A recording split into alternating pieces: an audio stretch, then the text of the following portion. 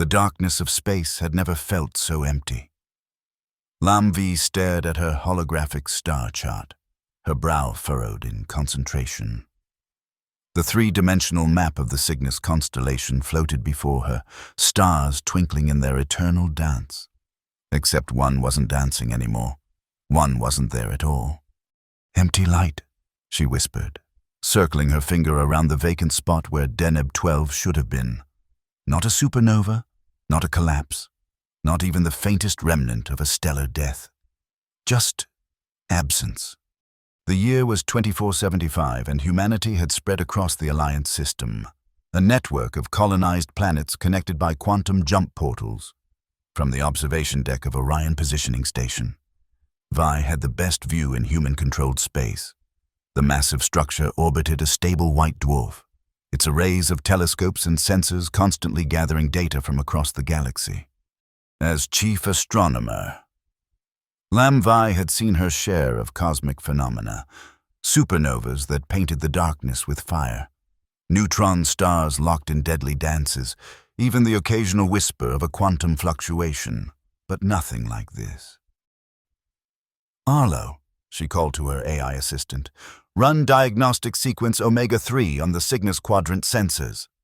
A soft blue light pulsed near her workstation as Arlo's consciousness manifested. "Diagnostic complete, Dr. Vi. All sensors functioning at optimal capacity.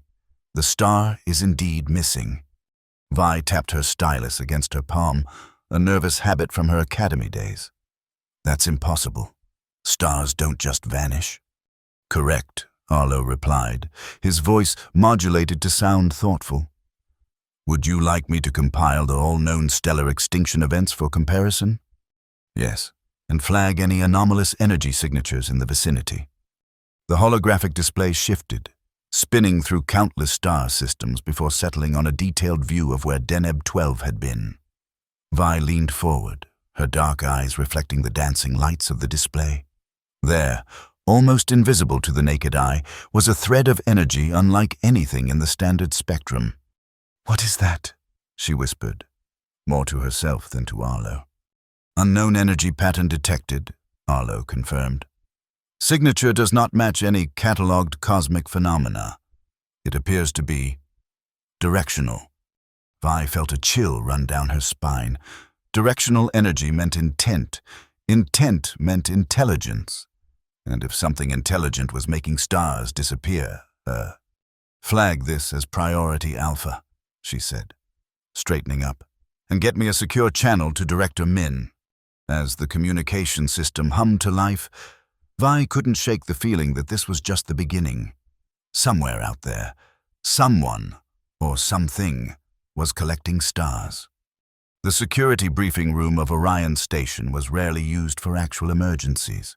Most days, it served as an impromptu lunch spot for senior staff or a quiet place for off-duty personnel to catch up on reading. Today, however, it was filled to capacity. Director Min, a stern woman with silver streaks in her black hair, stood at the head of the table. Around her sat the station's department heads, all looking uneasy. "Dr. Lam has discovered something concerning," Min began without preamble.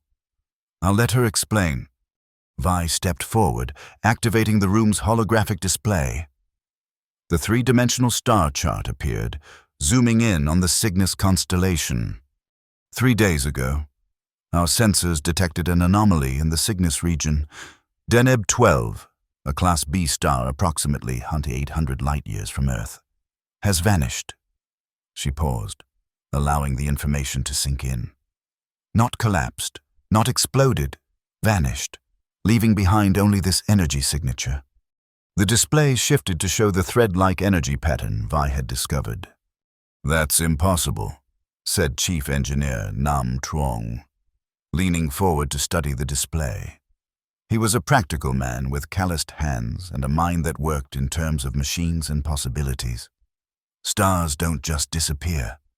"That's what I said," Vi replied with a grim smile. "But the evidence is conclusive. We've confirmed it with 3 separate telescope arrays." Security Officer Hamai, a compact woman with alert eyes that missed nothing, spoke up. Could it be a natural phenomenon we haven't encountered before? Unlikely, Arlo answered, his blue light pulsing from the center of the table. The energy signature shows clear directional properties inconsistent with any known natural stellar event. You're suggesting intelligent interference, Director Min said, her voice carefully neutral. Vi nodded. That's our working theory. And there's more. She gestured, and the display expanded to show a wider section of the galaxy. We've identified 7 other locations with similar energy signatures, all corresponding to stars that should be visible but aren't. A murmur ran through the room. When did this start? Nam Trong asked. The earliest disappearance we can confirm was approximately 6 months ago. A red dwarf in the Orion Belt. Director Min's expression hardened. Why wasn't this detected sooner? Red dwarfs are common, and this one wasn't particularly notable. Vi explained. Its disappearance was initially classified as an observation error. It was only when we began looking specifically for these anomalies that the pattern emerged. Ha! Mai stood up, her movements precise and economical. I recommend we form an investigative team immediately. If something is targeting stars, this could represent an existential threat to Alliance space. Director Min nodded. Agreed. Dr. Lam, I'm putting you in charge of the investigation. Choose your team and resources. This is now priority alpha across all departments. I'll need Chief Engineer Trong, Vi said immediately, and Officer Ha for security. Nam Trong looked surprised but nodded his agreement. Mai simply inclined her head, already mentally preparing for the mission. You'll have the Nebula Seeker, Director Min said, referring to the station's fastest scout ship, outfitted with whatever equipment you need. And Arlo, Vi added. I'll need his processing power and data analysis capabilities. Very well. The director agreed. You depart in 48 hours. Dismissed. As the meeting broke up, Nam Trong approached Vi. You really think something is collecting stars? He asked quietly. Vi looked at the holographic display, at the empty spaces where stars should be. I don't know, she admitted, but whatever it is, it has the power to remove a star from existence, and it's getting closer. The Nebula Seeker sliced through the darkness of space, its quantum drive humming with barely contained power. Inside the ship's compact bridge, Lam Vi studied the navigation display, plotting their course to the most recent stellar disappearance. ETA to the Lyra 4 system, 4 hours, Nam Trong announced from the pilot's seat. His fingers danced over the controls, making minute adjustments to their trajectory. Ha! Mai entered the bridge, her security uniform exchanged for practical combat fatigues. Ship's secure, she reported. All systems nominal. Thank you. Ha! Vi replied, not looking up from her calculations. Arlo, display the energy signature tracking algorithm. Arlo's blue light materialized above the central console. Algorithm active. Dr. Vi. I'm currently tracking 7 distinct energy trails, all matching the pattern observed at Deneb 12. They appear to be converging. This caught Vi's attention. Converging? Where? A 3-dimensional star map appeared, with the energy trails highlighted in pulsing red. They twisted through space like ghostly rivers, all flowing toward a point near the galactic edge. That's well beyond Alliance territory. Mai observed, her expression concerned. Deep in the outer void, Nam whistled softly. Nothing out there but ancient stars and rogue planets. No settlements, no jump gates. Something's out there, Vi said quietly. And it's been busy. The holographic display shifted, showing a time-lapse of the stellar disappearances, one by one. Stars winked out across the galaxy, their deaths marked by faint energy trails. There's a pattern, Mai said suddenly. She reached out, tracing a finger through the hologram. The disappearances aren't at random. They're moving inward, toward Alliance space. Vi felt her heart rate quicken. Arlo, project the pattern forward. Where will it hit next? The AI's calculations took only seconds. Based on current trajectories and the time between disappearances, the next target would be Sirius A. Silence fell over the bridge. Sirius A was one of the brightest stars in Earth's night sky, a landmark in human astronomy for thousands of years. How long? Nam asked, his voice tight. Approximately 7 days, Arlo replied. Vi made a quick decision. Change course. We're heading to Sirius. What about Lyra 4? Mai asked. Whatever we're looking for isn't there anymore. It's moved on. Vi's fingers flew over the navigation controls. If we position ourselves at Sirius, we might be able to observe the phenomenon in action. Nam nodded, already adjusting their course. Quantum jump recalculating. ETA to Sirius system. 17 hours. Vi leaned back in her chair, staring at the projection of converging energy trails. Whatever's collecting these stars has a purpose, she said softly, and I intend to find out what it is. The Sirius system was unusually crowded when they arrived. The binary stars, brilliant Sirius A and its white dwarf companion, formed the heart of a busy shipping lane. Mining vessels shuttled between the system's asteroid belt and the jump gate, while passenger liners glided toward Sirius Prime, the system's inhabited planet. The Nebula Seeker took up position at the outer edge of the system, its sensors calibrated to detect the faintest energy fluctuations. Maintaining stealth protocols, Nam reported. We're effectively invisible to routine scans. Vi nodded absently, her attention focused on the sensor readings. For 3 days, they had maintained their vigil, watching and waiting. So far, nothing unusual had appeared. Maybe the projection was wrong. Mai suggested she had spent most of the waiting period running combat drills in the ship's small gymnasium. Or maybe whatever it is knows we're watching. It's possible, Vi admitted, but Arlo's calculations... A sudden alarm cut her off. The ship's proximity sensors flared to life, warning of an approaching vessel. Unknown ship detected, Arlo announced. Configuration does not match any Alliance registry. On screen, Vi ordered. The main view screen activated, showing a sleek, dark vessel approaching their position. Its hull seemed to absorb light rather than reflect it, making its exact dimensions difficult to discern. They're hailing us, Nam said, sounding surprised. Vi exchanged glances with Mai, who had moved to the weapons console. Accept the hail, she decided. Audio only. A deep, resonant voice filled the bridge. Alliance vessel, you are interfering in matters beyond your comprehension. Leave this system immediately. This is Dr. Lam Vi of the research vessel Nebula Seeker. Identify yourself? There was a pause. You are the one tracking the energy signatures, the voice said. It wasn't a question. Vi felt a chill. You know about the disappearing stars. We know many things, Dr. Lam, including the fact that you are meddling in dangerous affairs. The harvest must continue unimpeded. Harvest? Vi repeated, her mind racing. You're responsible for the stellar disappearances. The voice laughed, a sound like grinding metal. We merely collect what is owed. This system is scheduled for harvest. Leave now, or be considered part of the yield. The communication cut off abruptly.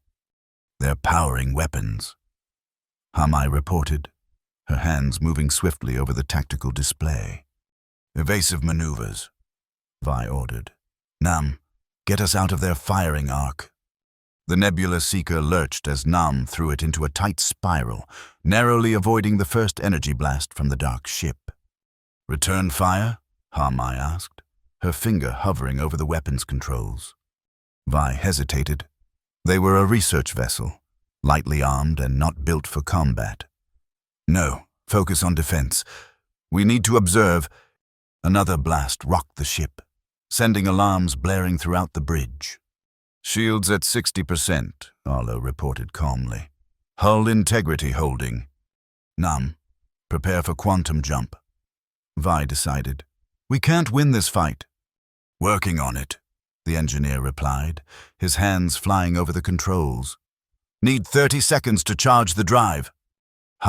Mai activated the ship's defensive countermeasures, sending a cloud of reflective particles into space to confuse the enemy's targeting systems.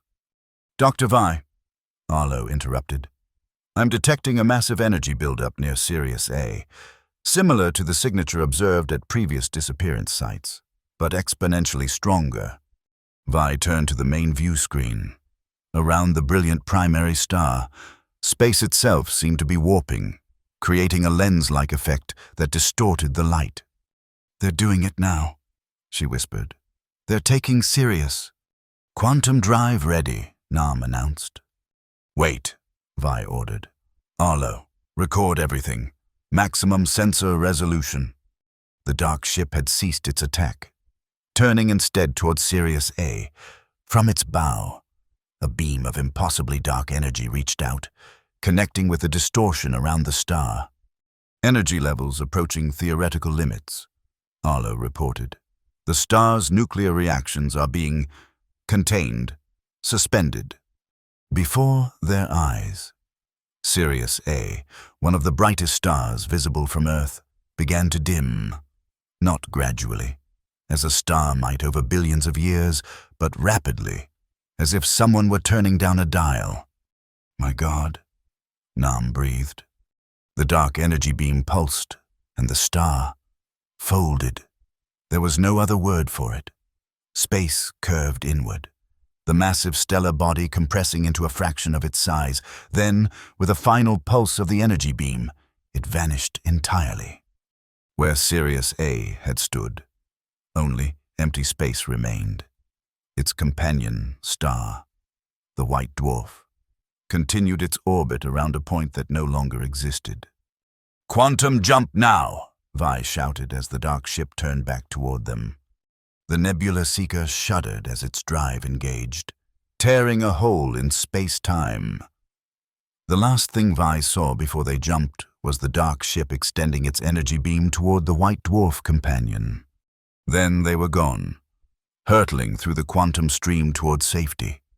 The emergency meeting at Orion Station was grim. Director Min sat stone-faced as Vi presented their findings, the recorded footage of Sirius A's disappearance playing in slow motion above the conference table.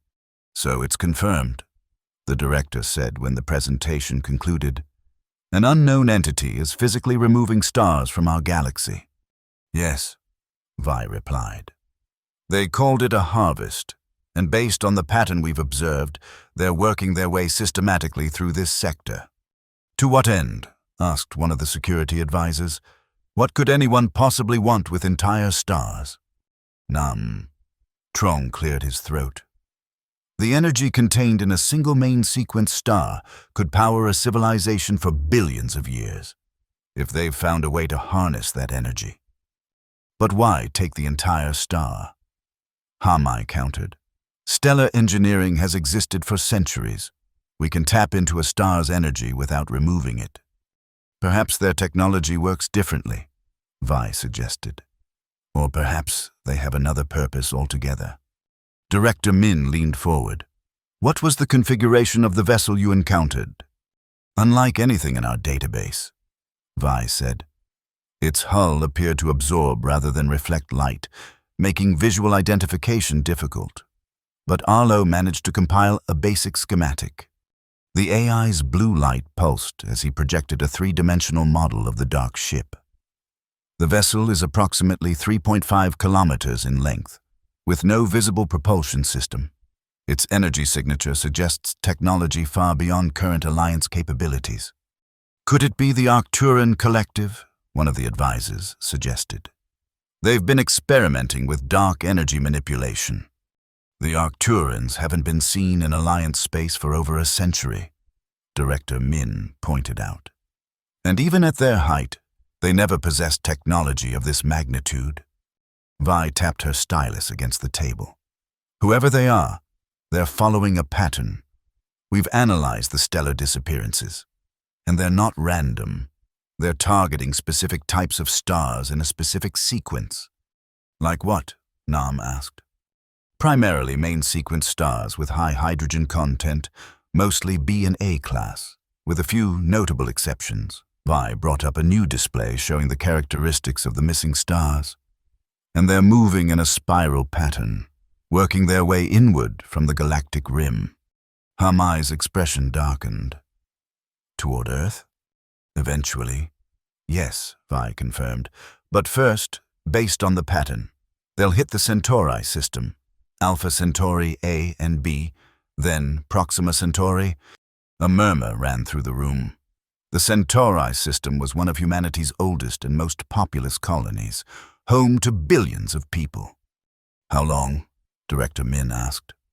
At their current pace, approximately 3 weeks. The director stood, her decision made. We need to warn the Centauri government and begin evacuation procedures immediately. And we need to learn more about these harvesters. Dr. Lam, I want you to continue your investigation. Follow the energy trails to their source. Find out who's behind this and why. We'll need a better ship, Nam interjected. The Seeker barely escaped last time.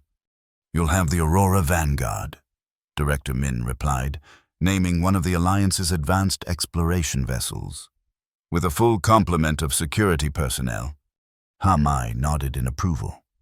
The Vanguard has enhanced shields and weapon systems. It might stand a chance if we encounter the harvesters again. Our primary mission remains observation and intelligence gathering. Vi reminded them. We need to understand what we're dealing with before we can stop it. Agreed, said the director. But you will defend yourselves if necessary. I'm authorizing full combat protocols. As the meeting adjourned, Vi found herself staring at the holographic display of the Dark Harvester ship. Something about its design nagged at her, a sense of familiarity she couldn't quite place. Arlo, she said quietly, compare this vessel's configuration with all historical records in the database. Include ancient Earth astronomy and pre-colonial archives. Searching, the AI replied. After a moment, his light pulsed rapidly. Match found. The configuration bears a 78% similarity to theoretical designs proposed by the Ancient Cosmic Preservation Society, circa 2200. Vi frowned.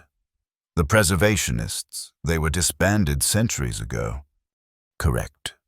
The movement dissolved following the quantum revolution of 2219. However, their core philosophy, that cosmic resources should be conserved rather than exploited, persisted in various fringe groups. A cold feeling settled in Vi's stomach. They believed that stars were sentient, didn't they? That they should be protected, not used as energy sources. That was one faction's belief. Yes, Arlo confirmed, led by a theoretical physicist named Arcturus Thorne. Arcturus, Vi repeated. The name felt significant somehow. What happened to him? Unknown. Historical records indicate he disappeared during an expedition to the galactic core in 2227. He was presumed dead. Vi stared at the image of the harvester ship, a theory beginning to form in her mind. Or perhaps, she murmured, he found something out there. Something that changed him. The Aurora Vanguard was everything the Nebula Seeker wasn't. Powerful, imposing, and built for deep space exploration. Its quantum drive was the latest model, capable of jumps twice as long as standard vessels. Its shields could withstand direct hits from all but the most powerful weapons, and its sensor array was sensitive enough to detect a single hydrogen atom in the vacuum of space. Vi stood on the bridge, watching as her team prepared for departure. Nam Truong was at the engineering station, running final diagnostics on the ship's systems. Ha Mai was briefing her security team, 20 elite officers trained in both conventional and zero-gravity combat.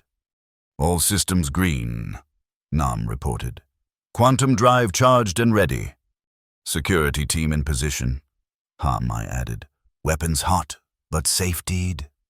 Vi nodded. Arlo, set course for the convergence point of the energy trails. Course plotted, Dr. Vi.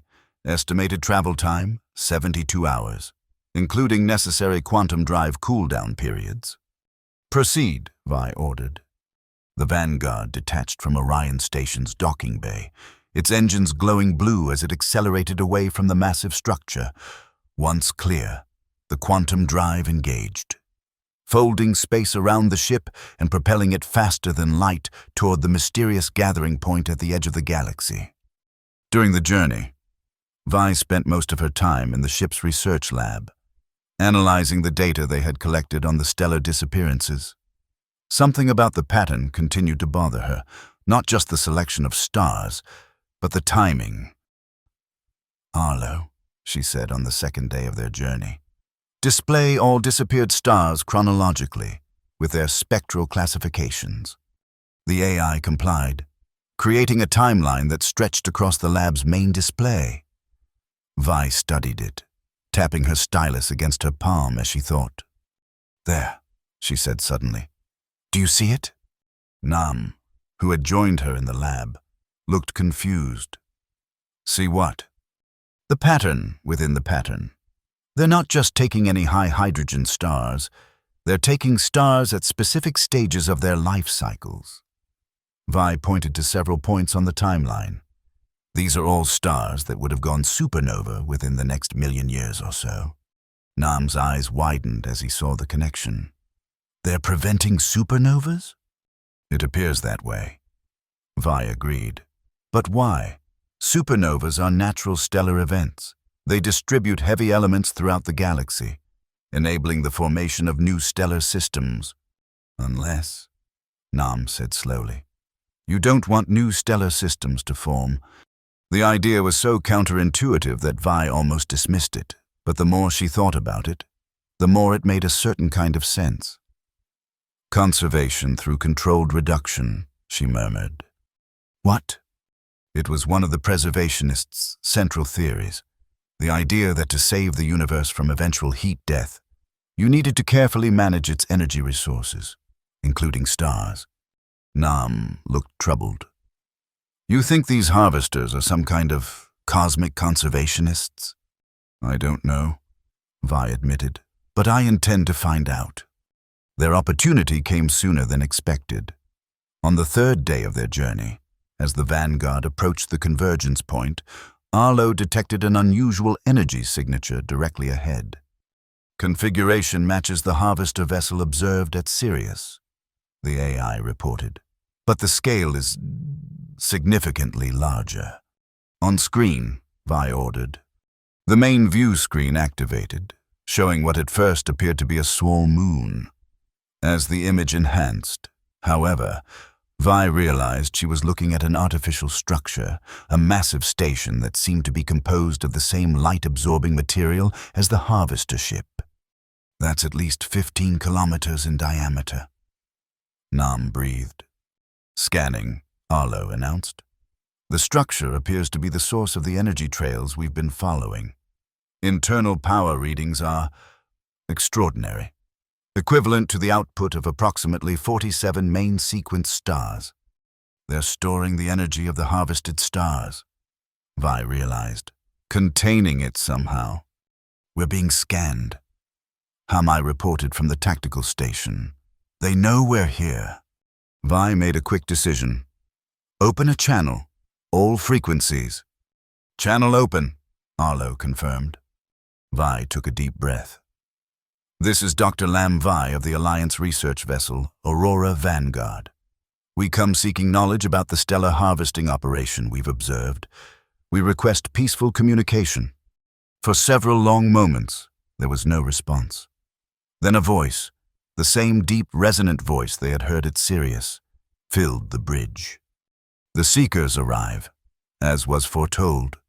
Approach coordinates are being transmitted to your vessel. Deviate, and you will be destroyed." A set of navigation coordinates appeared on the helm display. "Should we comply?" Nam asked, his hand hovering over the controls. Vi looked at Ha Mai, who nodded slightly. "Follow their coordinates." Vi decided, but keep shields at maximum and weapons ready. The moment something feels wrong, we jump. The vanguard moved forward, following the prescribed path toward the massive station.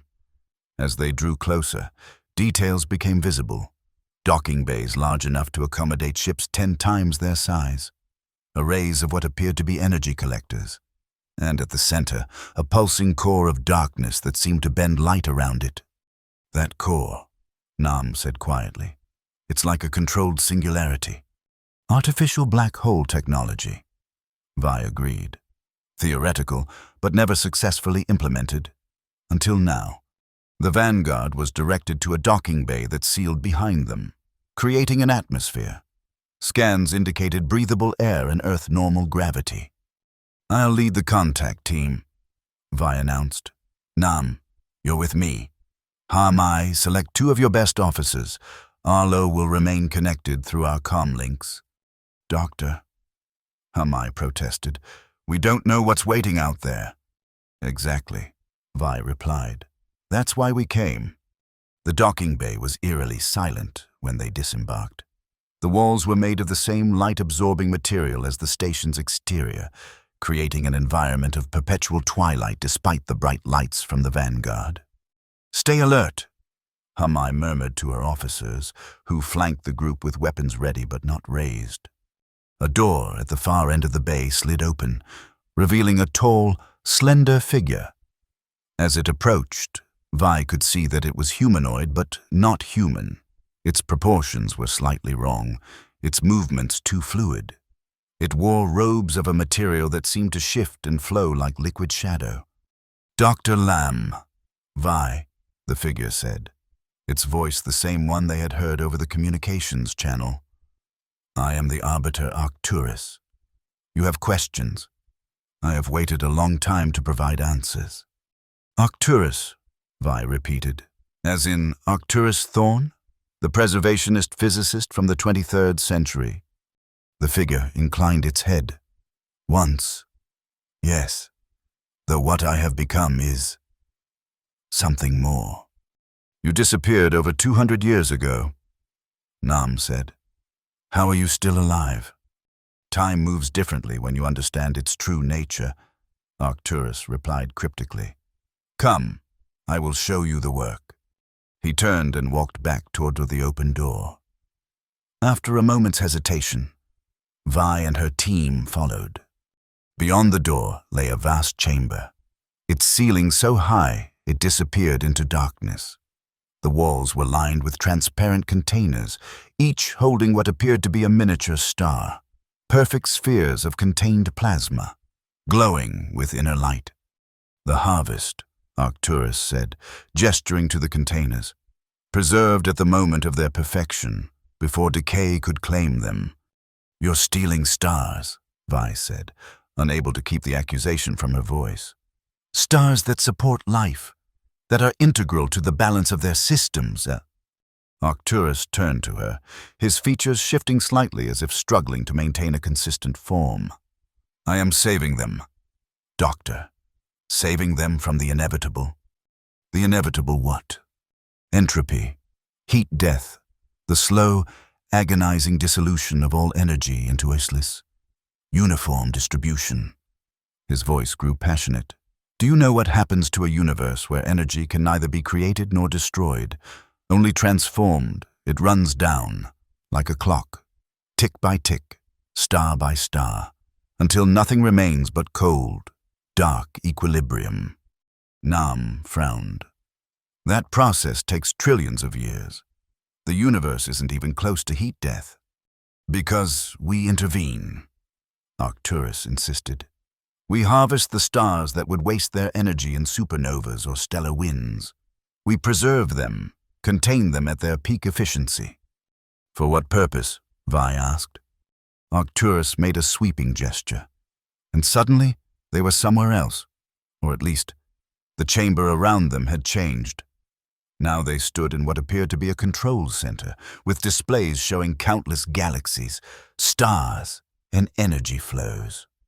For this, he said, the great calculation, the path to universal preservation, The displays showed simulations of galaxies dying, stars fading, black holes evaporating, the theoretical end of the universe playing out in accelerated time. Then the simulation reset, showing an alternative: strategic stellar harvesting, energy redistribution, the creation of artificial structures that somehow extended the universe's viable lifespan.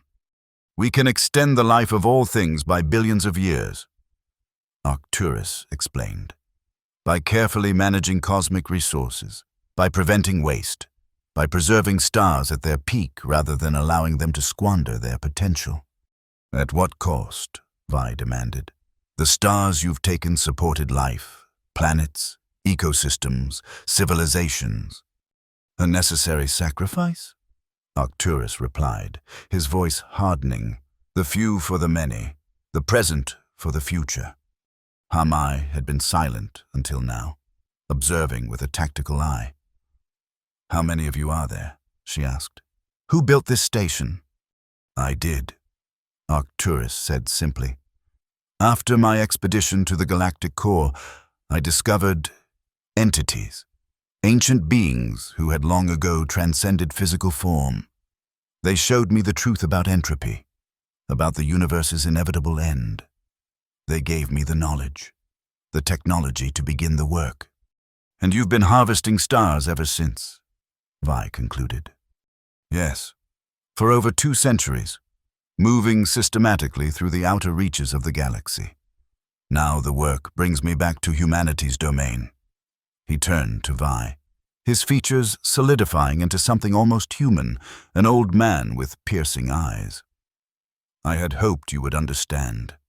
You, a fellow scientist, someone who can see beyond the immediate to the infinite. Vi met his gaze steadily. I understand the theory, but your practice is flawed. You're not preserving the universe. You're reshaping it according to your own vision, deciding which stars live and which die, which civilizations are worthy of continuation and which are necessary sacrifices. Someone must decide, Arcturus insisted. Someone must act, or all will perish eventually. Not for trillions of years, Nam pointed out again, by which time life might have evolved solutions we can't even imagine. Arcturus's expression hardened. Speculation, hope without foundation, ideal uncertainties. Then you've lost what made you a true scientist, Vi said quietly. The understanding that certainty is always provisional, always subject to new evidence. For a moment, Arcturus seemed to waver, his form becoming less distinct. Then he straightened, his voice cold. You disappoint me, Dr. Lamb. I had hoped for an ally, not another short-sighted critic. The Alliance won't allow you to continue harvesting stars in our space, Hamai stated flatly. Especially not populated systems like Centauri. The Alliance cannot stop me, Arcturus replied. My technology is beyond your comprehension, my purpose beyond your judgment. Vi took a step forward. Show us how it works, she challenged. The harvesting process? If you truly believe in your cause, convince us with evidence, not rhetoric. Arcturus considered her for a long moment. Very well, he finally said. Perhaps seeing will lead to understanding. Follow me. He led them deeper into the station, through corridors that seemed to bend in impossible ways, until they reached what appeared to be an observation deck. Through its massive viewport, they could see a small star, a red dwarf, Vi noted, floating in space, seemingly held in place by invisible forces. The next subject, Arcturus explained, a dying star, barely able to sustain its fusion reaction, useless in its current state, but rich in potential if properly preserved. That star has planets, Nam pointed out, indicating several small worlds orbiting the red dwarf. Are they inhabited? Primitive microbial life only, Arcturus replied dismissively. Nothing of consequence. Vi exchanged a glance with Nam. Even microbial life was considered sacred under Alliance preservation protocols. The destruction of any life-bearing world was categorized as a Class 1 violation of cosmic ethics. "Observe," Arcturus said, gesturing toward the control panel. Energy began to build around the station, visible as a darkening of space itself. The process begins with quantum isolation, separating the star from the normal space-time continuum. The dark energy extended toward the red dwarf, enveloping it in what looked like a bubble of pure shadow. Next, the stellar matter is compressed and its fusion reaction suspended at the optimal point. Arcturus manipulated the controls, and the star began to shrink, its bright surface dimming. Finally, the preserved star is extracted from its original position and transported here for storage. The star, now reduced to a fraction of its original size, began to move toward the station. As it approached, a container similar to the ones they had seen earlier emerged from the station's hull, ready to receive the compressed stellar material. The entire process takes approximately 17 minutes. Arcturus concluded, with minimal energy expenditure and maximum preservation of stellar resources. Vi watched the process with a scientist's fascination and a humanist's horror. The technology was beyond anything Alliance science had achieved, perhaps beyond anything it had imagined. But the casual dismissal of life, even microbial life, chilled her to the core. "And the planets?" she asked. "What happens to them when you remove their star?" "They become free-floating objects," Arcturus replied. "Most will eventually be captured by other gravitational fields or break apart due to internal stresses." "You're condemning them to death," Vi said flatly. "I'm ensuring the continuation of all things," Arcturus countered. "A few planets now for countless worlds in the future." Hamai had been quietly observing the station's defenses during the demonstration. Now she caught Vi's eye and gave a subtle nod. "Arlo," Vi subvocalized into her comlink. "Are you seeing this?" "Yes, Dr. Vi," the AI replied through her earpiece. "I have recorded the entire harvesting process and analyzed the station's energy patterns. There appears to be a critical vulnerability during the extraction phase, when the dark energy field is extended to its maximum. Can we disrupt it?" "Theoretically, yes. A precisely targeted quantum pulse at the connection point between the field and the station could destabilize the entire process." Vi made her decision. "Prepare the Vanguard's main quantum cannon. Target the connection point when I give the signal." "Acknowledged," Arlo replied. Arcturus was still explaining the finer points of his preservation theory, seemingly oblivious to the silent communication. "Once we have harvested sufficient stellar material, we can begin the redistribution phase, controlled release of energy to sustain key systems for billions of years beyond their natural lifespan." "And who decides which systems are key?" Nam asked, keeping Arcturus's attention on him. "I do," Arcturus said simply. "Based on calculations too complex for conventional minds to comprehend. One man deciding the fate of the universe," Vi said. "That's not preservation. That's tyranny." Arcturus's expression hardened. "You still don't understand. I had hoped for better from you. Dr. Lamb." "I understand perfectly," Vi replied. "You've convinced yourself that your vision is the only possible future, that your calculations are infallible. That's not science, it's faith. Dangerous faith. You would doom the universe to heat death because of your limited perspective," Arcturus said, his voice rising. "Because you cannot see beyond your human lifespan, your human concerns." "No," Vi countered. "I would allow the universe to evolve naturally, with all its messy complexity intact, including the life on those inconsequential planets you're so quick to sacrifice." Something in Arcturus's form seemed to shift, becoming less human, more abstract. "Then you are an enemy of the work," he said, his voice no longer entirely physical, "and will be treated as such." Energy began to gather around him, dark and menacing. "Now, Arlo," Vi shouted, Outside, the Vanguard's quantum cannon fired, sending a pulse of concentrated energy directly at the connection point between the station and the harvested star. The effect was immediate and catastrophic. The dark energy field collapsed, releasing the compressed star in an explosive expansion. The station shuddered violently, throwing them all to the floor. Alarms blared throughout the structure as systems began to fail. "What have you done?" Arcturus howled, his form becoming increasingly unstable. "The containment fields!" "We need to get back to the ship," Hamai shouted, helping Vi to her feet. "This whole place is going to tear itself apart." They ran, following the path back toward the docking bay, as the station continued to shake around them. Behind them, Arcturus's voice echoed, no longer even remotely human. "You cannot stop the work. It is inevitable, necessary." "The harvested stars," Nam panted as they ran. "They're destabilizing." "Good," Vi replied.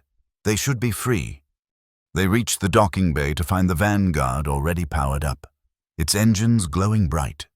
They sprinted up the boarding ramp as another violent tremor ran through the station. "Get us out of here," Vi ordered as they reached the bridge. Nam threw himself into the pilot's seat, his hands flying over the controls. "Quantum drive charging. Need 30 seconds.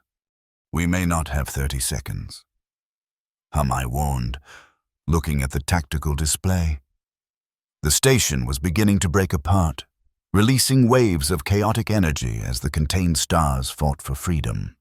"Shields at maximum," Vi ordered. "Divert all non-essential power to the drive." The Vanguard detached from the docking bay and accelerated away from the disintegrating station.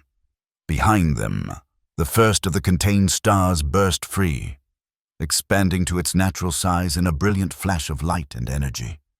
"Quantum drive ready," Nam reported. "Jump," Vi commanded. The Vanguard's drive engaged just as the station collapsed completely, releasing dozens of stars in a spectacular cosmic rebirth. The ship hurtled into quantum space, leaving the chaos behind. As they emerged from the jump point near the edge of Alliance space, Vi moved to the observation deck, staring out at the stars scattered across the darkness. Somewhere out there, the liberated stars were finding their place in the cosmos once more. "Was he right?" Nam asked, joining her at the viewport. "About entropy and heat death. The theory is sound," Vi admitted. "Eventually, in trillions of years, the universe will reach a state of maximum entropy. But his solution..." She shook her head. "Playing God with stars, deciding which civilizations live and which die, that's not preservation, it's control." "And the stars he already harvested?" Hamai asked. "The ones that were stored in the station?" Vi smiled slightly. "According to Arlo's analysis, the containment collapse should have released all of them. They'll expand back to their natural state, though not necessarily in their original locations. New stars appearing out of nowhere," Nam mused. "That's going to confuse a lot of astronomers." "Good," Vi replied. "Confusion leads to questions. Questions lead to discovery." "And Arcturus?" Hamai asked. "Do you think he survived?" Vi thought about the being who had once been a human scientist, who had been transformed by his encounter with ancient entities and his own obsession with control. "I don't know," she said honestly. "But if he did, I hope he learned something about humility, about the limits of certainty." She turned from the viewport, facing her team.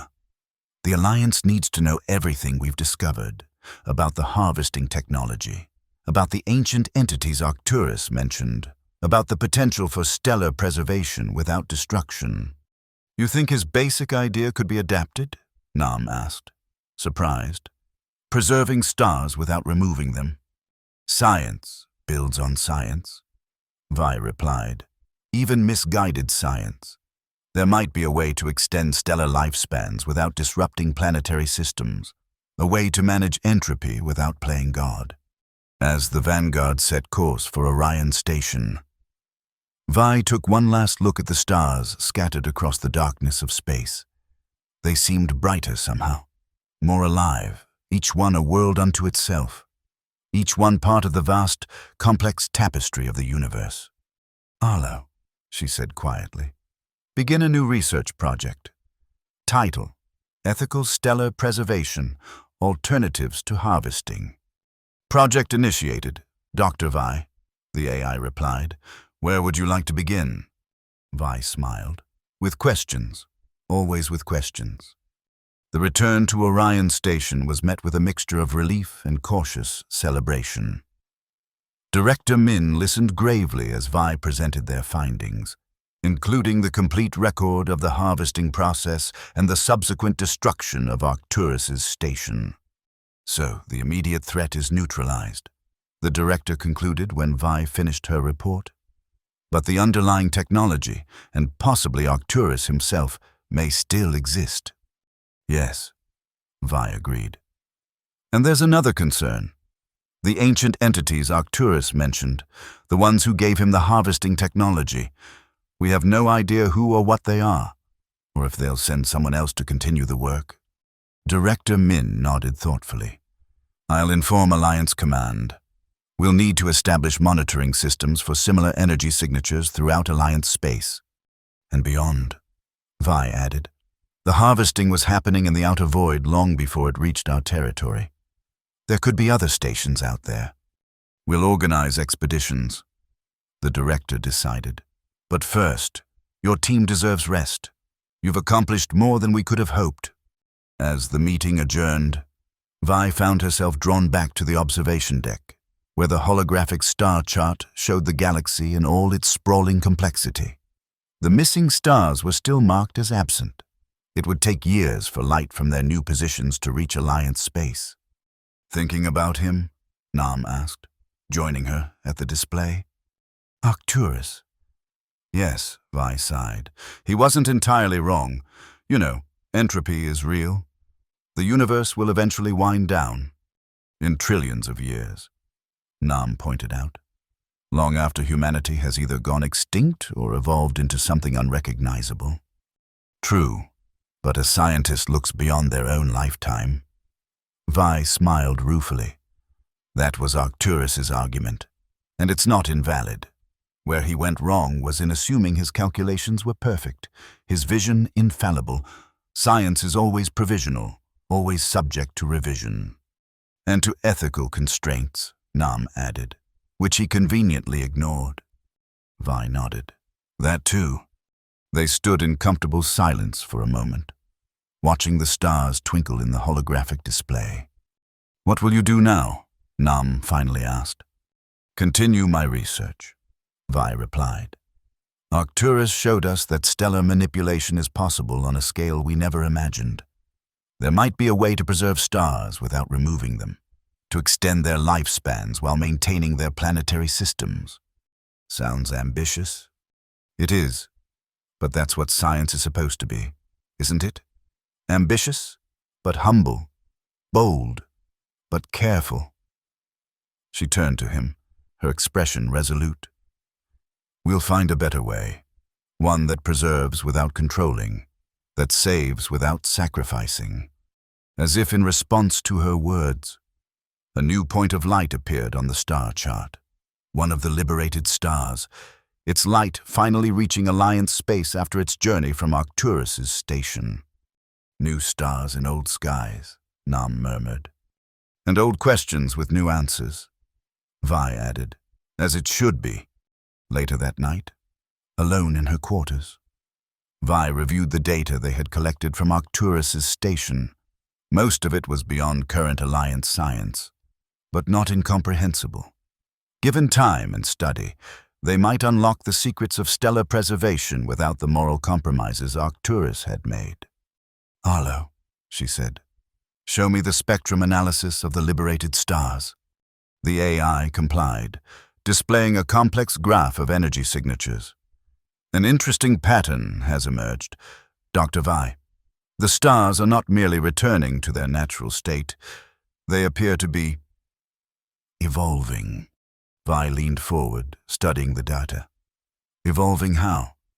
Their energy output has increased by an average of 7.3%, and their spectral signatures show markers consistent with accelerated fusion processes. It's as if their time in containment has changed them somehow, or awakened something in them, Vi murmured, remembering Arcturus's mention of the ancient entities at the galactic core. Arlo, compile all references to stellar consciousness in scientific and mythological records. Focus on accounts of stars as sentient beings. Searching, the AI replied. This may take some time. The concept appears in numerous cultural traditions across human history. Vi smiled. We have time. The stars have been waiting for billions of years. They can wait a little longer for us to learn how to listen. Outside her window, the stars of the Orion constellation shone bright against the darkness of space.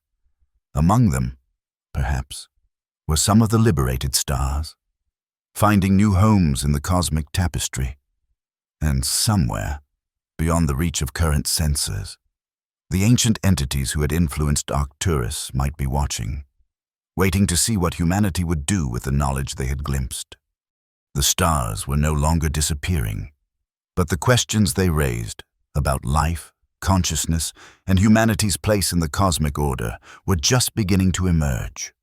And Lam Vi, standing at the threshold of this new understanding, felt the familiar thrill of scientific discovery. Not the cold certainty that had consumed Arcturus, but the warm, humble wonder of a mind open to infinite possibilities. The universe was vast, complex, and mysterious. And that, she thought, was exactly as it should be.